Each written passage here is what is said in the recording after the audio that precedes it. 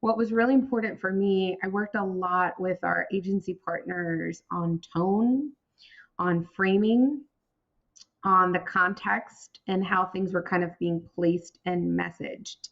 Because power dynamics are very important to me. And, it's not that we have the power, the people have the power. It's us creating a space and an opportunity for them to know their power, recognize it, and step into it, right? So I think what was really important is really understanding that, like, people know what they need, like, in a general sense.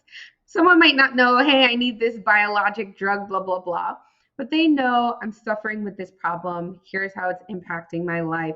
Here are some of the challenges that I'm facing, right? And so the conversation with the provider, it's really like you're going to someone saying, these are my needs. And you're expecting them to be able to say, okay, well, here are the things that I can offer you to like fill those needs, right? And I think it just gets distorted sometimes when people aren't sure, well, do they really know?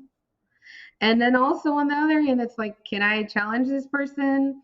Can I say that this person didn't really understand me? Like, a lot of people just kind of trust whatever the doctor's saying because they don't know. They don't know like what is the best medication. So there's a lot of power dynamics and a lot of vulnerability in that conversation. And so what's always been important for me in interactions, because I feel very passionately about this space of patient advocacy, patient engagement, helping patients get the right medications that they need, because there are many reasons why there are kind of problems or kinks, right? So it could be that, I used to work in the cardiovascular area. So it's like, why are people still getting metformin when there are better drugs for them? And maybe the doctor's like assuming that their insurance won't cover it. Okay, well, can we check? Okay, well, the doctor's really busy, the office is really busy. Are there ways that we could use technology to automate that? Right. So I think there's a lot of unfortunately areas where people can kind of like fall out or not get the best care.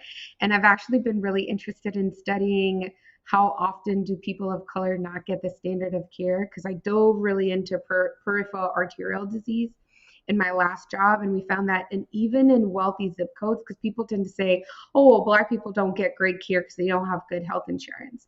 So in wealthy zip codes, even when insurance is the same, in PAD, I saw papers that said like Black people still don't get the best care. They end up getting a limb amputation, and 70%, it's a 70% mortality rate in 5 years.